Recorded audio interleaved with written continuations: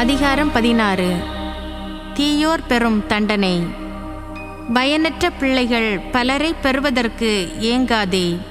இறை பற்றில்லா மக்கள் பற்றி மகிழ்ச்சி கொள்ளாதே. அவர்கள் பலராய் இருப்பினும் ஆண்டவரிடம் கொள்ளும் அச்சம் அவர்களிடம் இல்லையெனில் அவர்களால் மகிழ்ச்சி அடையாதே. அவர்களின் நீடிய வாழ்வில் நம்பிக்கை வைக்காதே. அவர்களுடைய எண்ணிக்கையை நம்பி இராதே. 1000 பிள்ளைகளை விட ஒரே பிள்ளை சிறந்ததாய் இருக்கலாம். இறைப்பற்றில்லா பிள்ளைகளை பெறுவதை விட பிள்ளையின்றி இறப்பது நலம். அறிவு கூர்மையுடைய ஒருவர் ஒரு நகரையே மக்களால் நிரப்பக்கூடும். ஒழுக்க வரம்பு அற்றோரின் ஒரு குலம் அதை சுடுகாடாக மாற்ற இயலும். இவை போன்ற பலவற்றை என் கண் கண்டுள்ளது. இவற்றினும் பெரியனவற்றை என் காது கேட்டுள்ளது. பாவிகளின் கூட்டத்தில் தீ கொழுந்துவிட்டு எரியும். கீழ்ப்படிதல் இல்லா நாட்டில் சினம் பற்றி எரியும். தங்கள் வலிமை கொண்டு கிளர்ச்சி செய்த பழங்கால அரக்கர்களை ஆண்டவர் மன்னிக்கவில்லை. லோத்து என்பவரை சுற்றி வாழ்ந்தவர்களை அவர் அழிக்காமல் விடவில்லை. அவர்களின் இருமாப்பினால் அவர்களை வெறுத்தார்.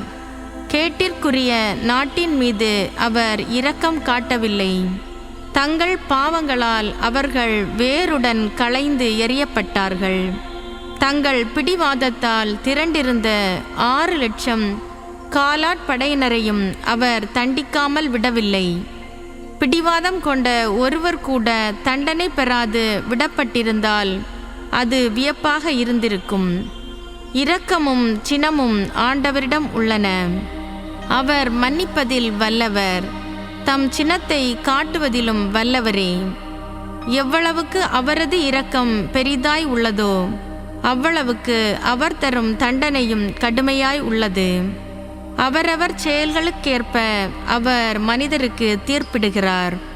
பாவிகள் தங்கள் கொள்ளை பொருட்களுடன் தப்பிவிட மாட்டார்கள். இறை பெற்றுள்ளோரின் பொறுமை வீண் போகாது. தர்மங்கள் அனைத்தையும் அவர் குறித்து வைக்கிறார். மனிதர் எல்லாரும் தத்தம் செயல்களுக்கேற்ப கைமாறு பெறுவர். ஆண்டவரை பார்வோன் அறிந்து கொள்ளாதவாறு அவனுடைய மனத்தை அவர் கடினப்படுத்தினார். இதனால் ஆண்டவருடைய செயல்களை உலகம் அறிந்து கொள்ளச் செய்தார். படைப்பு முழுவதற்கும் தம் இரக்கத்தை அவர் வெளிப்படுத்தினார். ஒளியையும் இருளையும் தூக்கு நூல் கொண்டு அவர் பிரித்து வைத்தார். கைமாறு பெறுவது உறுதி. நான் ஆண்டவரிடமிருந்து ஒளிந்து கொள்வேன். உயர் வானிலிருந்து என்னை யார் நினைப்பார்? இத்துணை பெரிய மக்கள் திரளில் என்னை யாருக்கும் தெரியாது. அளவற்ற படைப்பின் நடுவே நான் யார் என சொல்லிக் கொள்ளாதே. இதோ அவரது வருகையின் போது வானமும் அதன்மேல் உள்ள விண்ணகமும் கீழுலகும் மண்ணுலகும் நடுங்கும்.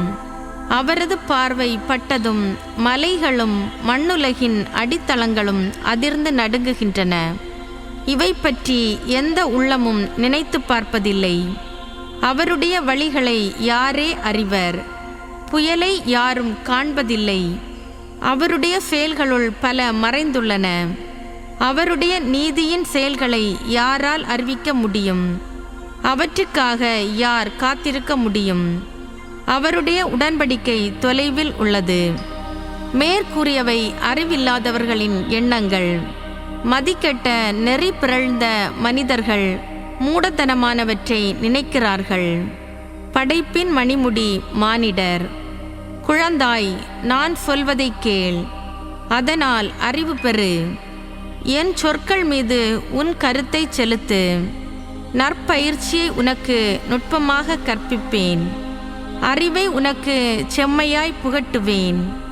தொடக்கத்தில் ஆண்டவர் தம் படைப்புகளை உண்டாக்கிய போது அவற்றின் எல்லைகளை வரையறுத்த போது தம் படைப்புகளை அவர் என்றென்றைக்கும் ஒழுங்கோடு அமைத்தார். தொடக்கத்தில் இருந்து எல்லா தலைமுறைகளுக்கும் இவ்வாறு வகுத்தார். அவற்றுக்கு பசியும் இல்லை, சோர்வும் இல்லை. தங்கள் கடமையில் அவை தவறுவதும் இல்லை. அவற்றுள் ஒன்று மற்றொன்றை நெருங்குவதில்லை. அவரது சொல்லுக்கு அவை என்றுமே கீழ்ப்படியாமல் இல்லை. அதன்பின் ஆண்டவர் மண்ணுலகை நோக்கினார், அதை தம் நலன்களால் நிரப்பினார். நிலப்பரப்பை எல்லா வகை உயிரினங்களாலும் நிறைத்தார். அவை மண்ணுக்கே திரும்ப வேண்டும்.